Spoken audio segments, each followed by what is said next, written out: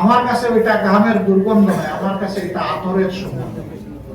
আমিও দেখেছি আমার অনেক বন্ধু বান্ধব যাদের সাথে সমাজে চলেছি, তারা কোন শ্রমিক বন্ধুর সাথে হাত মিলাইলে পরে আবার রুমাল দিয়ে এটা মুছে দেয়।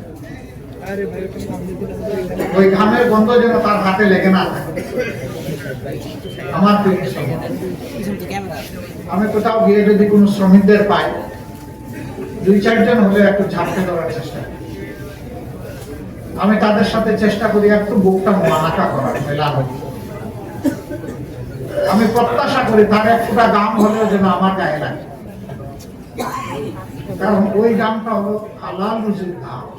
আমার কাছে ওইটা ঘামের দুর্গন্ধ নয়, আমার কাছে এটা আতরের সুগন্ধ। আজকে আমাদের সমাজে মালিক শ্রমিক সংঘাত বিভিন্ন জায়গায় হয়, এটা হওয়া উচিত। মালিক পক্ষ উদ্যোগ নিয়েছে বলেই আমার কর্মসংস্থান তৈরি হয়েছে, আবার আমি আছি বলেই মালিক পক্ষের কলকারখানার চাকা। সুতরাং একজন আরেকজনের আমরা পরিপূরক। আমরা কলিশনে দেখতে পারি না, আমরা তর্ক করেন না ভাই, সবাই নরমালে নিচ্ছে।